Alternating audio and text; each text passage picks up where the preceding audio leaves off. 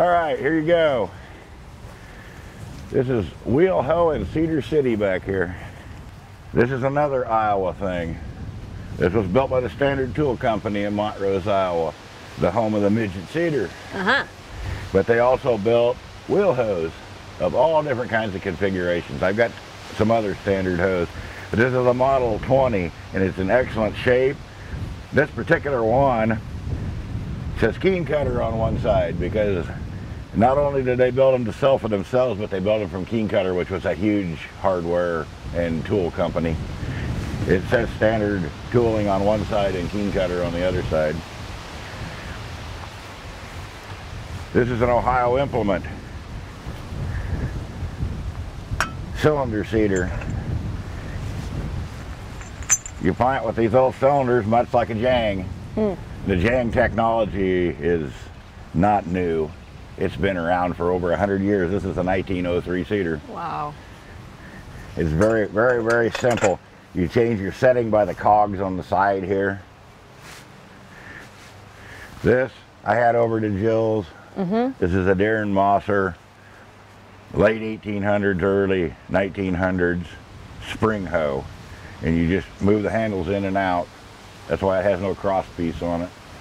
I don't remember the name of this unit here, but they're kind of unusual to see two wheels in line. I did find this in a 1932 Sears catalog, so I know it does have some age to it. This is a very, very popular. This was built by Empire. It's called an Empire Boy Scout, and you can always tell a Boy Scout because it's got this little pipe spacer deal in here, and they built a gazillion little tools for it. They were a very huge company. Oh, I don't remember. This is an Imperial. And we had a sticker on this when I first got it that was just completely unreadable, so I really don't know who built this all steel frame wheel hoe. And just because it's got steel handles on it don't mean it's any older or newer than one with wood handles. They offered all kinds of configurations. The standard tool catalog, I've got a 1921 in there, and there are literally 25 different kinds of high wheel hoes you could buy, whether you wanted steel handles, what tooling you wanted on them, and every time they changed something, it changed the model number. So it looked like the company was gigantic, but actually they were just two guys in a garage, probably. I do not know what kind of a wheel hoe this is, but this is the midget cedar that I use in the garden all the time. It planted the beets this year. It's planted carrots before. It does innumerable things. This is called a Queen Gardener. I found this in several different trade catalogs over the years, and you can always tell a Queen Gardener because it's got so much iron that comes around to the handle. A lot of them, the handles come clear on down into here. The Queen Gardeners all have this massive amount of extra. This is another standard tool hoe, but it's all iron. It's got pistol grip handles that are made out of iron. Jason Weston sent me this one from out on the West Coast. I really don't know what it is, but it's got these unique D-shaped handles on it like a shovel has on it. And you see this every once in a while. And all this paint is original on this thing, this odd colored green paint. I'd never seen one with that color paint. And we had this cedar over to Jill's. This is a Jiffy cedar. These things are a lot of fun. Cute. They're kind of like a little popcorn popper. Yeah. Run on a glass jar. It's got a little tail in there that wiggle waggles back and forth and distributes your seed right out of there. Very, very, very simple Planet Junior cedar.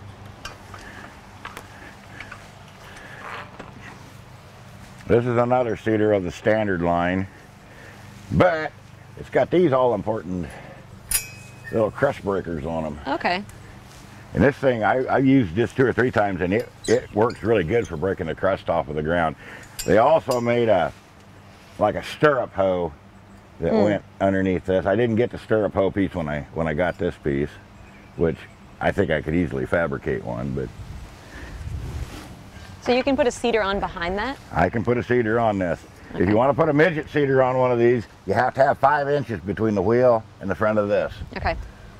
Now, As the years went by, and I'll show you here in a second, they changed the midget cedar to where it was a pull cedar instead of a push cedar, which meant that it mounted on the backside and it made it so much easier.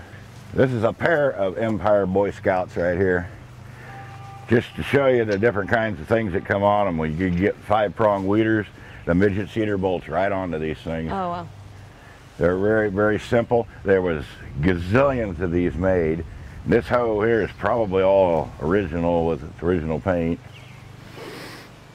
This is a new Columbia, sold through the Sears catalog under the Handyman brand. And on the opposite side, it's actually got the model number.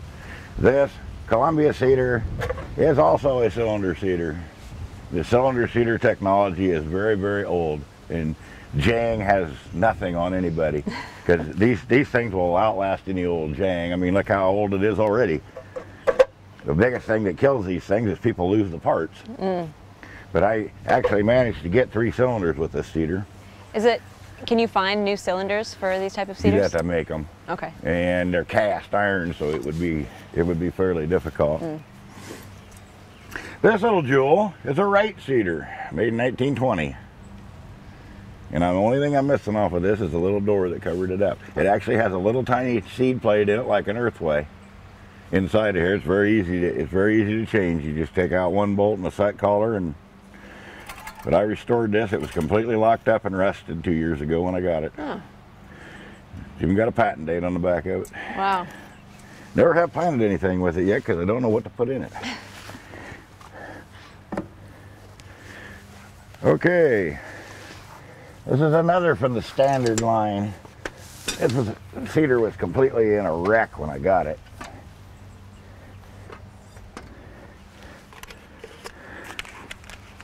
I'll let the camera guy come over and take. This is a brush cedar. If you look down inside there, I don't know if you can get down in there. There is a brush that revolves in there. And the way that you make this cedar work is if you want to plant bigger or smaller stuff, it tells you right here on this index. You open this and it makes the hole in the bottom bigger. And that's all there is to this. A little brush knocks the seeds into the hole. Cool. But do they make anything new that's similar to that? I don't think so. Unfortunately, we seem to have lost the technology to build all this cool stuff. But this was a very good cedar. Once again, it was built down by Montrose, Iowa, in a little factory in a town of basically nothing. Wow. This actually has a tag on it. I got this off of eBay at Chicago. This is a Bateman new model. There was some different ones of these, and I haven't done anything with this. A lot of pieces don't really move. I did get some castings remade the other day so that I can put the expandable row marker back into it. And sooner or later, I'm going to take this all apart and redo it. It would have been red and green and some really nice varnish on the handles. It's got some really hard to replace unusual handles because they're kind of rounded instead of being flat like a regular plow handle. They got kind of a barrel shape to them. That's one of the big drawbacks to restoring cedars and wheel hoes, is trying to find handles that actually go to them. A lot of times the handles are too short. A lot of them need 60-inch handles. Nobody makes them anymore. This is my prize. Wow. This is the oldest garden cedar that I have. It's a Weatherfield. It was built in Canada. The only part of it I'm missing is a little short wooden hopper that went on the top of it. And I found several pieces of advertising for this cedar. This cedar dates back to around 1860. I actually planted corn with it one year, but I think I spent about 3 days sitting in my chair because my back hurt, because you literally got to go like this. It must have been for a kid. They got pictures of adults planting with this, but the adult guy must have been just really Was he bent short. over like that, or? Yeah, pretty much. But it works really simple. You got a wooden wheel, hits on a paddle, a little slider goes back and forth and drops your seed out. Wow. It's got a really neat little cover shoe underneath it. But we bought this on where did we buy this? On a flea market or something for just next to nothing. Everybody said, oh, that's homemade. And it took me 15 years to find out who even built this cedar, because there was no name on it. But it was built too well to have been a homemade job. But it is a very cool piece of historic garden horticultural Not that I'd want to plant with this every day, but I would imagine that inside this hopper, there was a whole bunch of these little metal plates. And you could change out the metal plate to a different size hole to plant your different size seeds. I don't know how you'd ever really have changed the rate on it. Maybe you had to unscrew some of these pins, or I'm not sure how all that worked.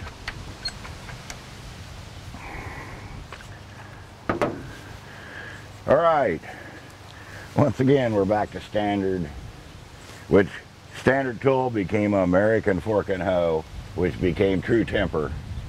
One of the biggest hardware chains in the world is True Temper, and that's where they all came from, building crude, rude things like this in 13 factories across the country. This is called the American Gardener. This is a very unique one tool. You just loosen this up. Ooh, that ain't been moved for a while.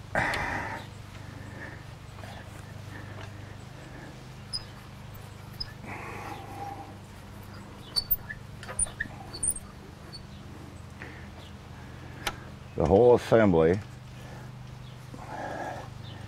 once we get it out far enough here,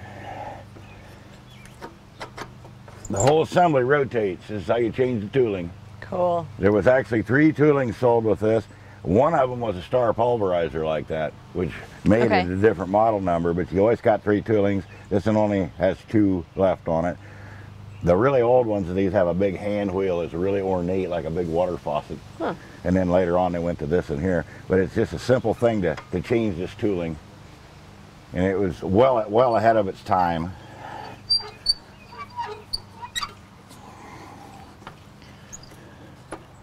But this is like your one and only garden tool that you would have needed, because all your tooling's already on it. You didn't have to go out and have 6 different wheel hoes to do 6 different jobs. All right. This is a standard spring beam dual wheel hoe. I love this spring thing. The spring thing was so unique. This is all you need. I got a little loose bolt there, but that's all you got to do is go along there. I've used this in the garden to weed before, and it works great. You push the handles together to get as close as you can. If your crop's wide, it gives you ample ground clearance to get right over the top. Dual wheel hoes just rock. Single wheel hoes are cool, but dual wheel hoes let you do anything. Most of these dual wheel kits, you can break them down, take off one wheel and redo the frame and end up with a single wheel hoe. Could you make a single into a double? Or not so much? Exactly. Okay. You gotta have the kit of stuff to do it with. You need another stub axle. And now this one, oh boy, I don't remember who made this.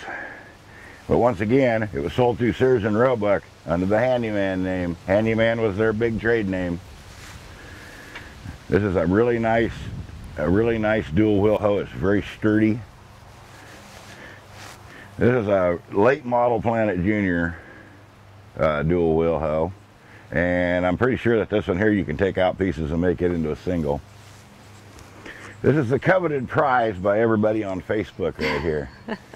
This is a Model 60 Planet Junior onion hoe. And everybody wants one because apparently there ain't hardly any of them left in the world, and I just stumbled upon this one. You could just barely read what it was still left on the handles. Very, very simple hoe. You loosen up the bolts, you can make it as big or as wide as you want. It came with a whole bunch of tooling, including a big loop that went underneath here to where you could harvest onions with it. Wow. You just slid it right through the ground and the onions would just pop right up.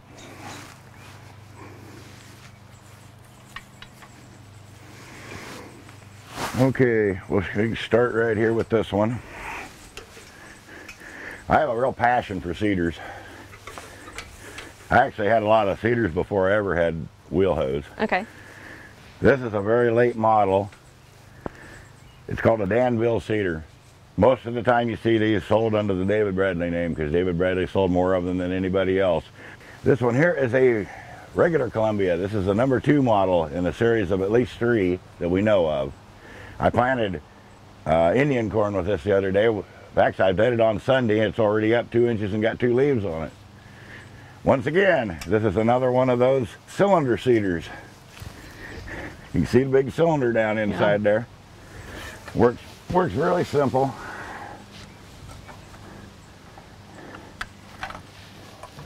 Seed is held up against the pocket by a brush. It's a very simple system. There is supposed to be a hopper on this, which they're always gone. People get them destroyed. This cedar actually has a clutch on it. You can shut it off and on. It moves the wheel away from the gear. This is how you set the population with the cedar. Is you pull this back and you move this gear. And as you move this gear, it drives at a different speed. Wow. Depending upon whether you're closer or farther away from the axle. That's incredible.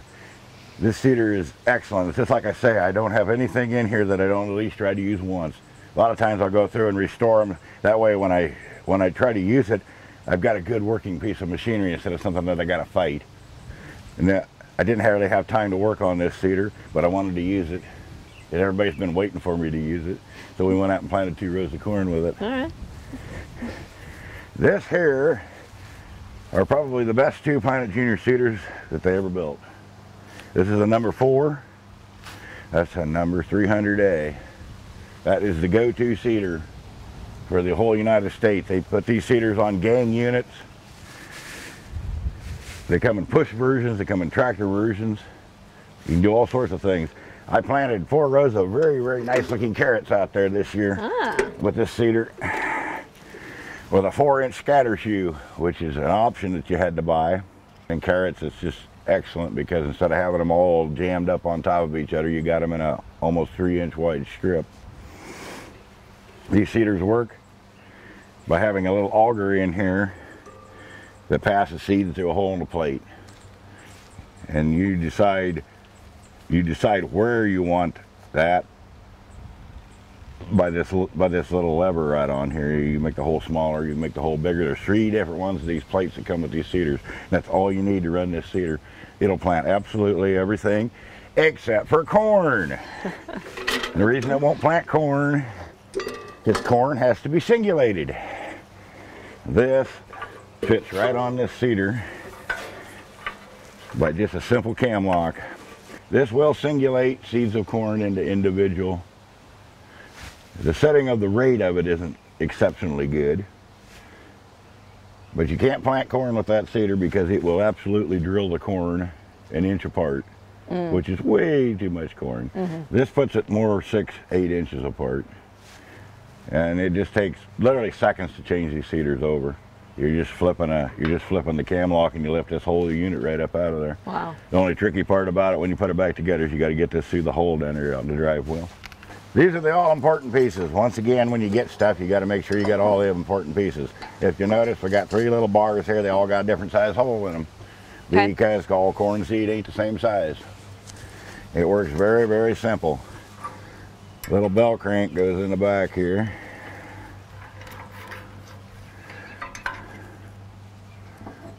You stick whichever hole size you want. Alright, well, ain't it going in there? But if you put it in there the right way, it probably works perfect.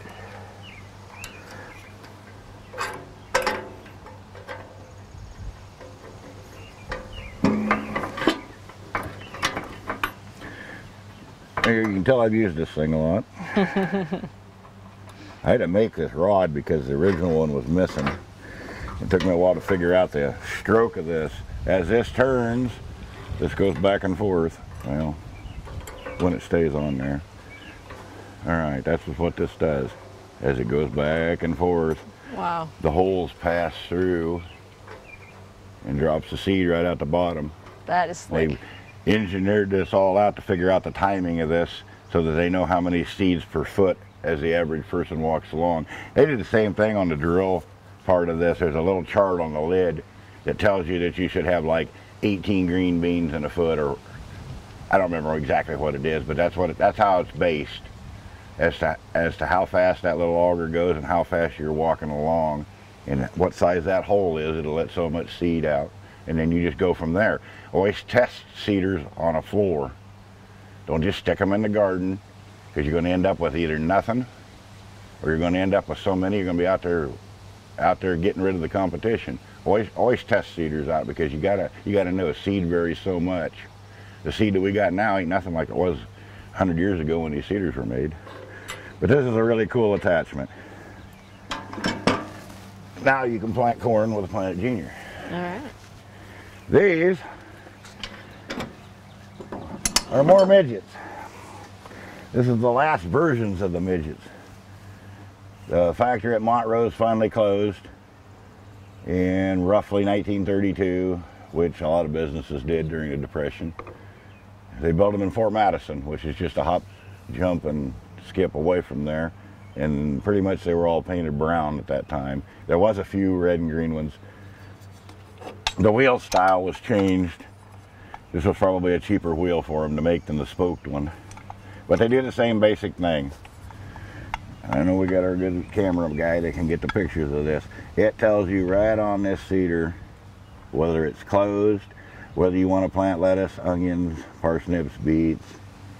We got a pea one, we got a bean one, and you just simply pull this up and turn it around. Wow. There's a hole down inside of here that gets bigger and smaller as the wheel turns. This is so uncomplicated. And this 100-year-old technology works way better than a lot of the new stuff does. There's no plastic parts in this, but this is a pole cedar. It's got the mount on the opposite side. The other one has it on the back where you got to push the cedar along. This one here, you put it on the back of the standard, and you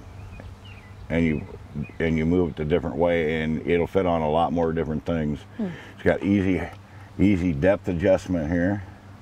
Well, it would have been before I painted it. If you can move your shoe up and down.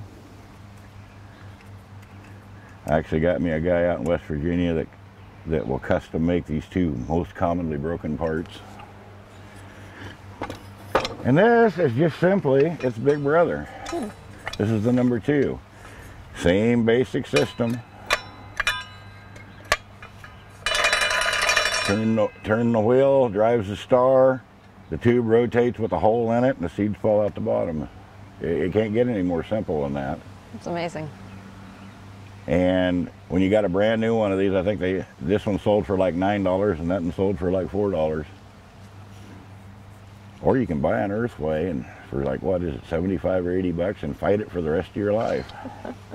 These cedars are everywhere. You can find these all the time on eBay, on Craigslist, and a lot of times they don't cost hardly anything. I think I paid like $30. You paid what, $50 for this one? That's all you paid for it. And it's so much more accurate, and you can put it you can put them on a small wheel hoe, or you can put them on a high wheel hoe, either one. You might have to make a bracket to fit it on a smaller wheel hoe, which is really nothing complicated to that. Dang, I think we ran out of stuff.